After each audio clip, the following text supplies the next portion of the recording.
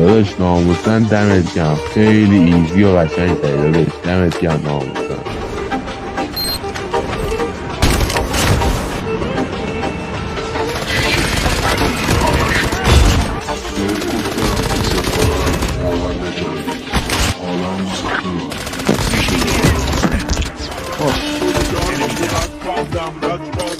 خودم تو بد کردم من برو اومدی طرفم با تو سر کردم